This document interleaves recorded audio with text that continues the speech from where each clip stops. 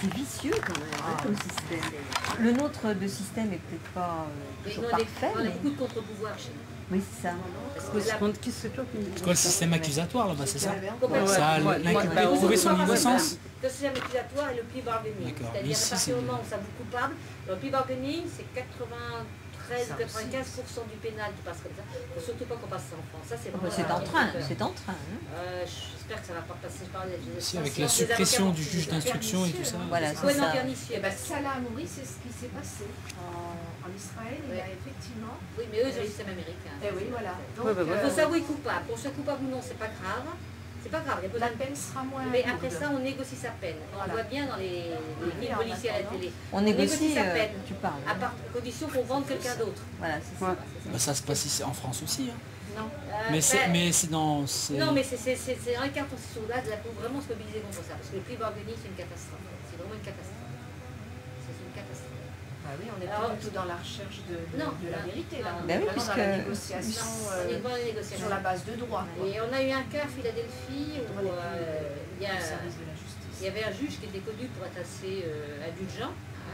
Donc, quand il passait devant ce juge-là, les gens, les condamnés, les prévenus, exactement, s'avouaient coupables pour négocier, parce qu'ils savaient que c'était un juge qui était pas dur. Et il y en a un qui était en pleine négociation avec lui, le juge est mort d'une crise cardiaque. Donc après, le prévenu a fait un procès en refusant de nouveau juge, parce que du coup, il se croyait qu'un juge très sévère, et il n'était pas automatiquement coupable. Il n'est pas coupable. Ça n'a pas de rapport, c'est long pour négocier. Il faut avoir le... C'est la négociation. Il y a des choses... c'est de la marchande, là. C'est uniquement de la négociation. Voilà, c'est vraiment de marchand. Et il y a un truc... Marchand de la justice, c'est grave, ça. Il y a un truc qui m'a scandalisé à Philadelphie, mais pas les gens de Philadelphie. C'est un noir encore, qui a été condamné, mais pas crime de sang. C'était échec sans provision, enfin, grévellerie, etc. Il était condamné. Alors, une deuxième ou troisième fois, il avait risqué d'avoir une peine assez lourde, c'est la loi des free strike après. Et donc, il a proposé de donner son rein pour payer sa peine. Et ça a été accepté. Hop. Moi, j'étais bleu.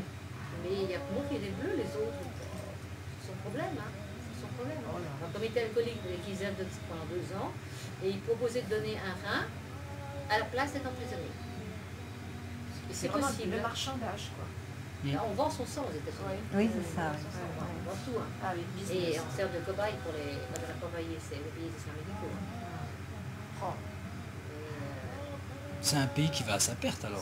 C'est un système judiciaire, un système... Très États abolitionnistes, je pense qu'il sera 15 États abolitionnistes, c'est tout. Il y a des moratoires, mais pas plus. Il y a les pays où ils n'exécutent pas. Il y a les pays où la peine de mort existe, mais ils n'exécutent pas. On voit bien, là, tous les pays qui exécutent, c'est les pays issus. Mais ils peuvent réinstaurer la peine de mort à tout moment. Elle n'est pas abolie. Simplement, par exemple, en Californie en ce moment, c'est le plus gros couloir de la mort, c'est 740, un truc comme ça. Ils n'exécutent pas puisqu'il y a en appel l'injection létale.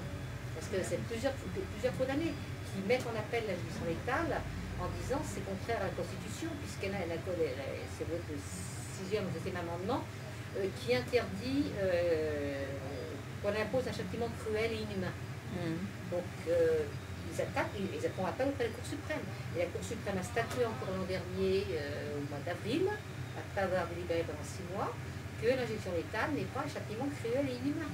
Que la peine de mort n'est pas un châtiment cruel et inhumain. Juste une petite question aussi. En fait, si un crime a lieu dans un État où ils n'appliquent pas la peine de mort et que la personne se fait appréhender dans un autre État où ils l'appliquent, est-ce qu'elle est condamnée à mort ou pas? Ça, c'est des batailles juridiques. Oui, c'est le lieu du crime ou c'est... Ça dépend de ces accords entre États. Ah ouais, d'accord. Est-ce qu'ils renvoient... On le voit bien dans toutes les séries policières. On voit bien si c'est la juridiction ou pas la juridiction. Ah ouais. Donc ils peuvent dire c'est chez nous cette juridiction ou c'est comme les gens extradés. Ils extradent ou ils n'extradent pas. Ça, quelquefois ils n'extradent pas, des fois ils extradent. Donc un condamné à mort canadien actuellement. Donc il n'est jamais extradé, le condamné à mort, dans un État où il applique ça peut, ça peut. Il n'y a aucune règle. Il n'y a aucune règle, c'est la common law, c'est que de la jurisprudence. Donc on se réfère au dernier jugement. Donc c'est pour vous dire, c'est le cas en ce moment. Les jugements sur le cas d'un condamnement de l'Ohio qui est en suspens à la Cour suprême, auquel qui peut faire jurisprudence pour Mouilla, c'est pareil, ce serait demandé de jurisprudence. La loi change tout le temps. À partir du moment où les juges sont élus, tous les juges d'État sont élus. Donc on voit la corruption de certains élus, donc des juges, bon, on vient de le voir là pour la Pennsylvanie. Il n'y a pas la Pennsylvanie. Les juges fédéraux sont nommés par le président, enfin, et entérinés par le Congrès. Donc, ils sont politiques. C'est-à-dire que c'est pour ça que la Cour suprême est très conservatrice, parce qu'elle est nommée par Nixon, après ça, les Bush, père et fils, donc ils sont presque tous nommés par les républicains. En fait, c'est pas que la Cour suprême, c'est quoi exactement? C'est l'équivalent de quoi? La Cour suprême, c'est la Cour suprême des États-Unis, c'est l'instance, c'est un peu comme le Conseil constitutionnel et la Cour de casse, c'est un mélange des deux. Ah ouais. C'est le recours ultime, c'est 9 juges. D'accord. Qui sont nommés par le président, second vice-président, entériné par le Congrès à Washington. Et ils sont nommés à vie. D'accord. Ils sont nommés à vie. Donc c'est la justice suprême, quoi. C'est eux qui... Ouais. Voilà, mais c'est eux qui ont confirmé la nomination de Bush en 2001. Oui. Donc c'est une cour complètement politique. D'accord. Et complètement Un parti pris, quoi. Ben, politique. Politique. Ah oui. Complètement politique. Elle est nommée uniquement par le président et le Congrès. Il faut qu'il y en ait un qui meurt. Donc, s'il y en a un qui meurt, si Obama est en train d'essayer de faire rentrer une femme latino, si Obama reste suffisamment longtemps, comme il y en a qui sont vieux ou qui tombent malades de temps en temps, il pourra faire basculer, mais ça met du temps. Hein. Attends, comment elle s'appelle? Parce qu'il y a eu un article dans Le Monde. Sotomayor, non, c'est pas Sotomayor, elle s'appelle. Voilà, c'est ça.